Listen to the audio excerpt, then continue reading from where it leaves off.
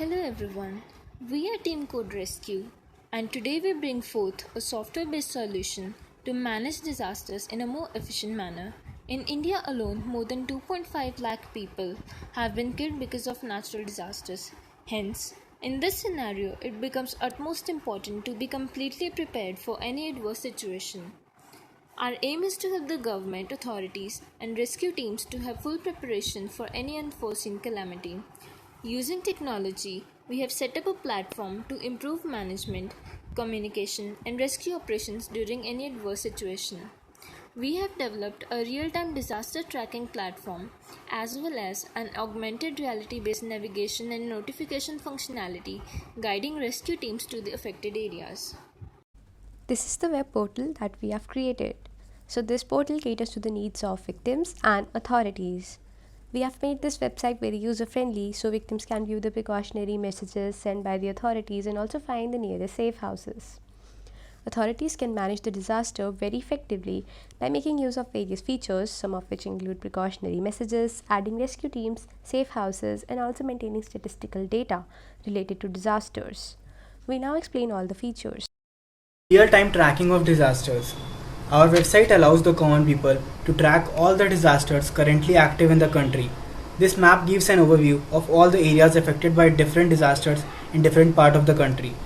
One can get a closer look on different areas, click on an disaster to get stats related to the disaster like the scale, the total people affected, and the total people who lost their lives.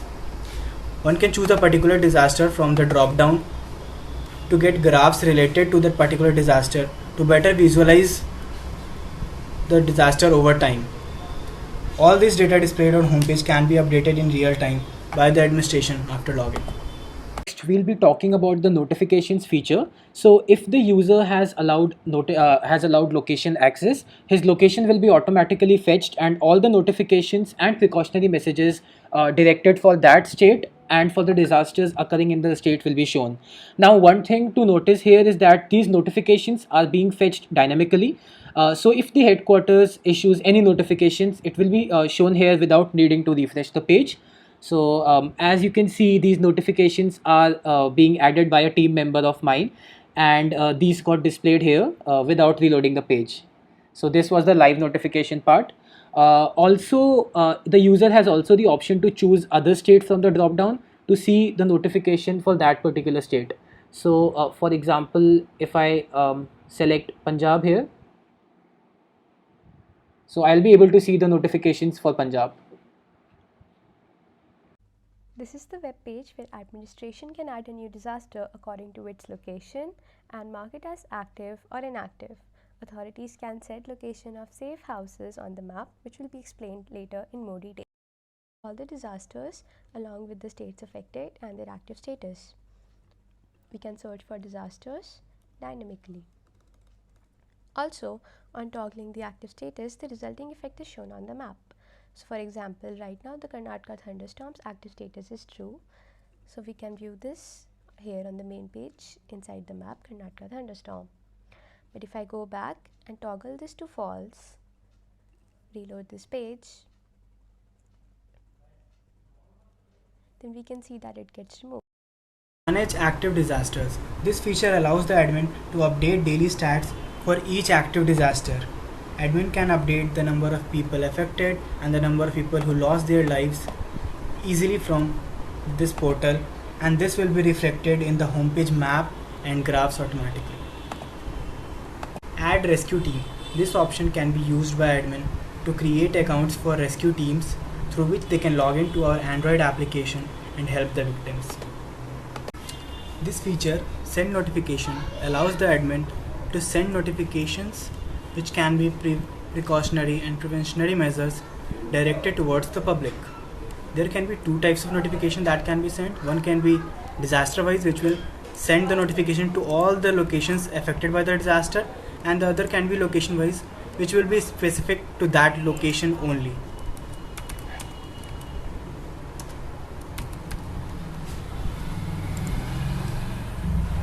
And the notification has been sent. safe house feature. So in case the government sets up safe houses or relief camps in any region for the disaster, they can update the same in a portal. So we have added maps feature so that the admin can select location of safe houses on a map. Now I'll add a safe house near my location. So in this way, the admin will be able to enter safe houses without needing to know the actual coordinates of the same. So I'll just give it a name.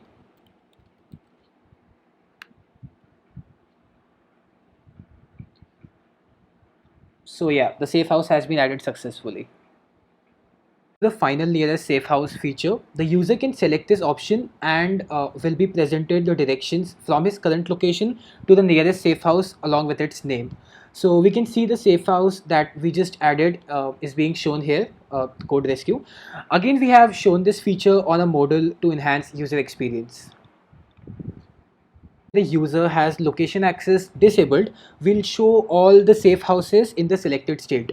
So the user can get to know the name of the safe house by clicking on it.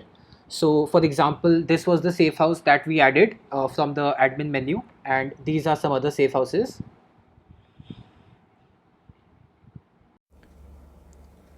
Hello everyone. In this our app Code Rescue, we'll first look at it from the point of view of a victim. A victim can go to the dashboard to view all important notifications. The notifications are of two types. Based on my location, I'll receive notifications for all the disasters that are currently active in my state. Apart from that, I'll also receive notifications from the government that are issued and precautionary measures for my particular state. Next, we have also added a feature of all disasters map. This is to keep the people updated about current active disasters in our country. It will fetch all the active disasters from the database and display them on the map, which we can zoom to view the epicenter of each of the particular disaster. Next, we see the feature of nearby safe house. In times of disaster, a victim might need to go to the safe house set up by the government. So according to my state, I'll be able to view all the safe houses that are currently set up in my particular state, and I can select any one which will be then integrated with Google Maps based on the location of safe house and my current location. I can easily navigate to the safe house.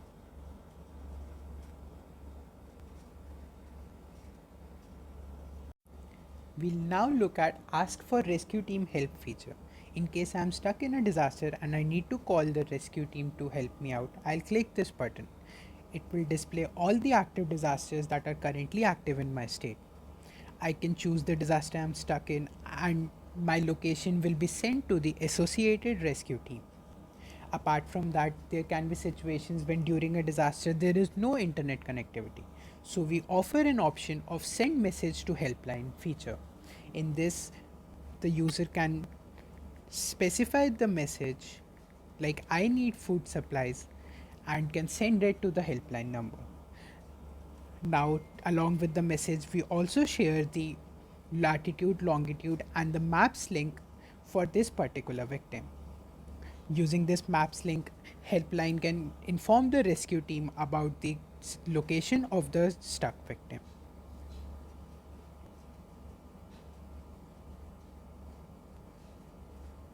We now look at the provide help functionality. At times it is possible that victims cannot themselves update their location. So in those situations, any third party or person can give information about the victims to the rescue team. Using Google's API of auto-completing locations, any third party can specify the location and the latitude and longitude are automatically updated based on the location specified.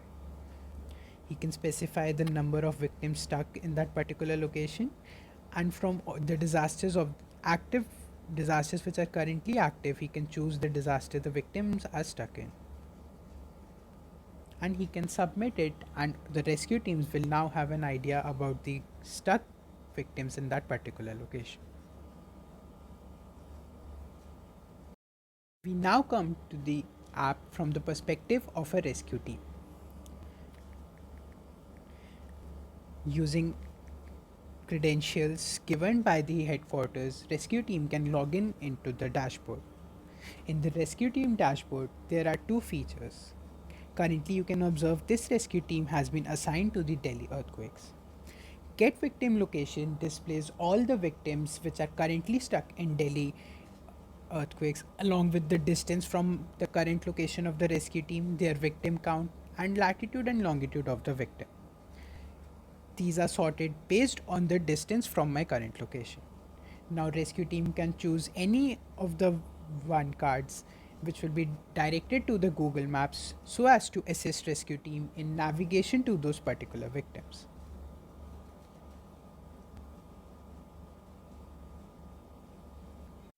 Now we'll look at the augmented reality functionality of our app. Rescue team can log in to view all the victims and their location in the augmented reality space. Using this mixed reality feature, rescue team will be able to see all the victims along with their count and distance from the current location hovering in the AR space. Selecting any one victim and choosing AR navigation will display markers on the road to guide rescue teams to the nearby victim. Here, grey dots indicate straight line path while yellow arrow indicates direction change and red ball indicates destination, as will be seen in some time. Now, here you can see that the balls are displayed on the right side of the camera and not in the straight line so as to not obstruct the view of the rescue team while at the same time provide navigation support. As you can see, the yellow arrow indicates that the rescue team has to take a right turn from there to reach the destination. Upon taking this right turn, you will be able to see the red ball indicating the final destination along with the message destination reached. And as you can see, the victim is standing there and rescue team can help him out. Now we'll move on to the functionality of visibility modes. It is possible that rescue team is in a place where the weather is stormy or foggy, or it is possible that rescue team is in a clear weather. Depending on the conditions, rescue team can choose the visibility mode in the AR space. A high visibility mode indicates that only a few markers will be displayed, while a low visibility mode indicates multiple markers to be displayed. As you can see, initially the visibility mode is set low and markers are displayed even in the straight line path. Setting the visibility mode medium or high reduces the number of markers so as to provide only the important points of turn and final destination. As you can see, only a few markers are displayed. Changing the visibility mode, the number of markers in the straight line path increases, thus giving the flexibility to the rescue team depending on the weather conditions. As you can see, a high visibility mode, there are only one red ball for the final destination indicating the victim location. To make the user experience smooth, we have also added a voice recognition feature in our application, which can be used to navigate between activities and issue certain commands. This will redirect me to the Help Me page for the victim.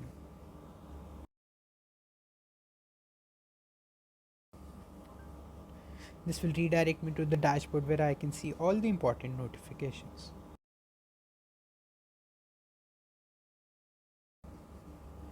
This will redirect me to the Provide Help feature page where I can update information about the victims. Now I am in the rescue team login. Once I log in, and if I'm in a hurry, I can simply navigate to the nearest victim without going through any trouble.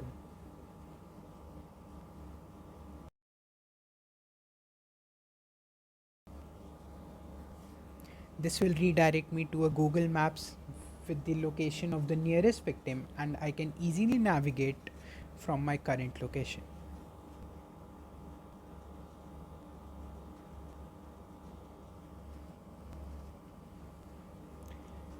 Apart from this, the victims can also use the voice recognition functionality to send message.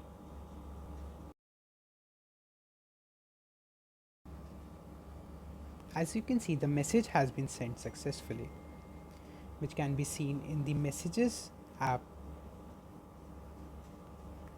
The message along with the latitude, longitude and the Google Maps link has been sent successfully to the helpline number.